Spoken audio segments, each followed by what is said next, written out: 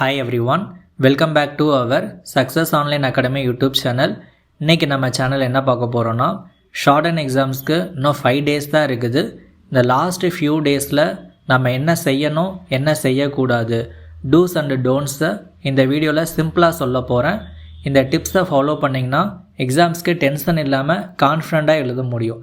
So நம்ம என்ன செய்யணுங்கிறதுல point number 1, daily practice must. So டெய்லியும் புக் பேசேஜை ஒரு 2 பேசேஜ் 7 minutesல ப்ராக்டிஸ் பண்ணிடுங்க. ஒருவேளை நீங்கள் நல்லா எழுதுகிறவங்களா இருந்தீங்க 6 minutes 6:30 எழுதுகிறவங்களா இருந்தீங்கன்னா ஒரு புக் பேசேஜும் ஒரு அன்னோன் பேசேஜும் நீங்கள் ப்ராக்டிஸ் பண்ணிடுங்க.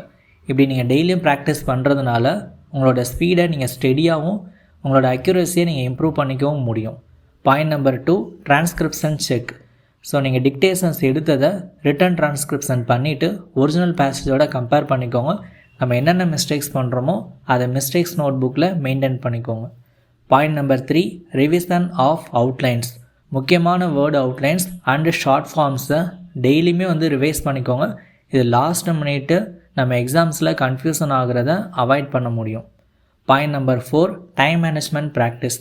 இந்த லாஸ்ட்டு 5 daysல இதுதான் ரொம்ப முக்கியமானது.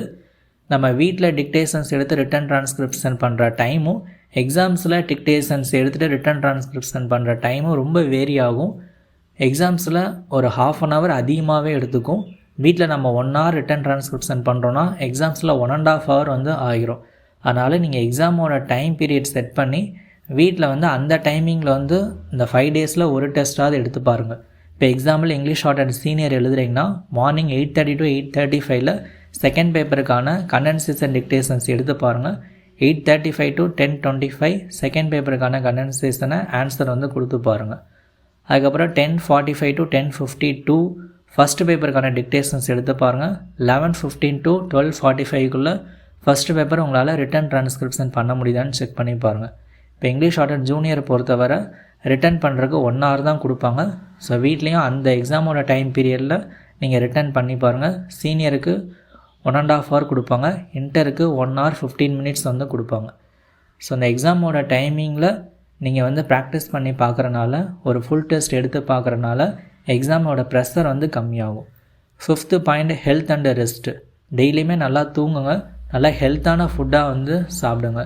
அப்படி இருந்தீங்கன்னா உங்கள் மைண்டு ஃப்ரெஷ்ஷாக இருக்கும். அது உங்களோட கான்சன்ட்ரேஷனையும் இம்ப்ரூவ் பண்ணும்.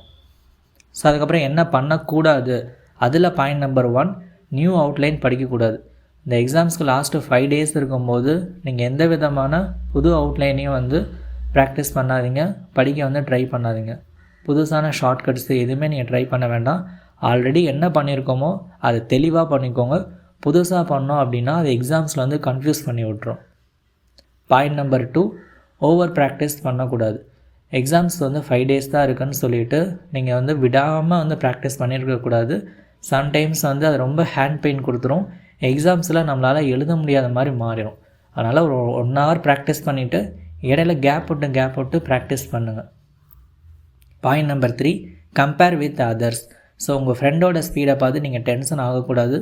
சம்டைம்ஸ் உங்களுக்கு மிஸ்டேக்ஸ் அதிகமாக வரும், ஃப்ரெண்டுக்கு கம்மியாக வரும். இதெல்லாம் கம்பேர் பண்ணிவிட்டு உங்களை நீங்கள் டீமோட்டிவேட் பண்ணிக்காதீங்க. முடிஞ்ச அளவு இந்த லாஸ்ட்டு 5 days நீங்கள் உங்களோட ப்ராக்டிஸை மட்டும் பார்த்தாலே போதும். மற்றவங்களை நீங்கள் டிஸ்கஸ் பண்ணுறது, எப்படி ப்ராக்டிஸ் பண்ணணும், என்ன பேசேஜ் ப்ராக்டிஸ் பண்ணணும், இது எல்லாமே டிஸ்கஸ் பண்ணுறத முடிஞ்ச அளவு அவாய்ட் பண்ணிவிட்டு இது வரைக்கும் நம்ம என்ன பண்ணியிருக்கோங்கிறத மட்டும் பார்த்து அதை ஸ்டடியாக வச்சுக்கோங்க.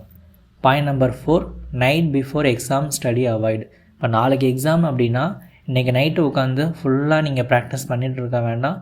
நாளைக்கு எக்ஸாம்னால் நீங்கள் நைட்டு நல்லா ரெஸ்ட் எடுங்க. Point number 5, negative thinking. So நான் ஃபெயில் ஆகிடுவேணும் அப்படின்னு சொல்லிட்டு உங்கள் தாட்லாம் இருந்ததுன்னா அதை அவாய்ட் பண்ணிடுங்க. ஏன்னா ஷார்ட் அண்ட் எக்ஸாம்ஸ் பொறுத்தவரை நம்ம கான்ஃபிடண்ட்டாக இருந்தாலே போதும், 50% நம்ம பாஸ் பண்ணிடலாம்.